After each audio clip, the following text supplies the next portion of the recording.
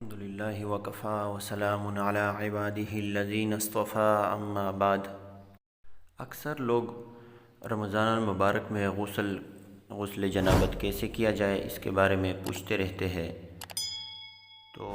سب سے پہلی اور ضروری بات تو یہ سمجھنے کی ہے، وہ یہ کہ غسل جنابت کے لیے 3 چیزیں ضروری ہے۔ عام حالات میں انسان غسل جنابت کرتا ہے تو اس کے لیے 3 چیزیں ضروری ہے۔ سب سے پہلی چیز یہ کہ منہ میں پانی ڈال دینا، یعنی منہ بھر کر پانی ڈال دینا، جس کو ہم غراری بھی کہتے ہیں۔ دوسری چیز یہ کہ ناک کے نرم جگہ تک پانی پہنچا دینا، اور تیسری چیز جو ہے وہ یہ کہ پورے جسم پر اس طرح پانی بہا دینا کہ جسم کا ایک بھی حصہ اگرچہ وہ بال کے برابر ہی کیوں نہ ہو، وہ سوکھی نہ رہ جائے۔ یہ تو عام حالات کی بات ہے، لیکن ہم دیکھتے ہیں کہ رمضان المبارک میں چونکہ انسان کا روزہ ہوتا ہے، دن کے وقت روزہ ہوتا ہے، تو اگر دن کے وقت انسان کو احتلام ہو جائے اور اس کے وجہ سے وہ غسل جنابت کر رہا ہو، تو صرف منہ میں پانی ڈالے اور غرغرہ نہ کرے، یعنی غراری نہ کرے، اس لیے کہ اس میں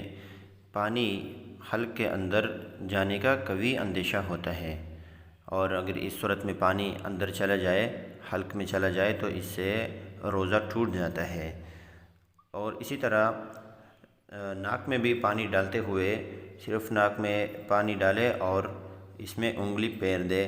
اور ناک کے نرم حصے تک پانی نہ پہنچائے، اس لیے کہ اس میں بھی اندر پانی جانے کا قوی اندیشہ ہوتا ہے، اور اس صورت میں بھی اگر پانی اندر چلا جائے تو اس سے روزہ فاسد ہو جاتا ہے اور اس کی پھر قضا لازم ہو جاتی ہے۔ اور تیسری چیز یہ کہ پھر پورے جسم پر پانی اس طرح پیر دے کہ ایک بال کے برابر بھی جگہ خشک نہ رہے، اس سے واجب غسل مکمل ہو جاتا ہے۔ البتہ بہتر طریقہ یہ ہے کہ سب سے پہلے انسان ہاتھ دھو لے، اور اس کے بعد بدن کے جس جگہ کو نجاست لگی ہوئی ہے اس کو اچھی طرح دھو لے، اور اس کے بعد وضو کر لے۔ وضو میں یہ منہ میں پانی ڈالنا اور ناک میں پانی ڈالنا یہ خود بخود آ جائے گا، اور جسم پر اس طرح پانی پھیر لے کہ سب سے پہلے اپنے سر کے اوپر پانی ڈال دے اور اس کو اچھی طرح مل لے کہ بالوں کی جڑوں تک پانی اچھی طرح پہنچ جائے، اور اس کے بعد دائیں کندھے پر پانی ڈالے اور ہاتھ کے ذریعے سے اس کو مل لے، اور اس کے بعد بائیں کندھے پر پانی ڈالے اور ہاتھ کے ذریعے اس کو اچھی طرح مل لے تاکہ پورے بدن پر اچھی طرح پانی پہنچ سکے، تو اس سے غسل جنابت کامل طریقے سے پورا ہو جائے گا، اور مزید پھر کسی بھی وسوسے کی ضرورت نہیں ہے۔ اکثر لوگ پوچھتے رہتے ہیں کہ اس میں تو پھر کلی اچھی طرح نہیں ہوئی، کوئی کیا کہتا ہے، تو مزید اس میں وساوس میں پڑنے کی ضرورت نہیں ہے، اسی سے ہی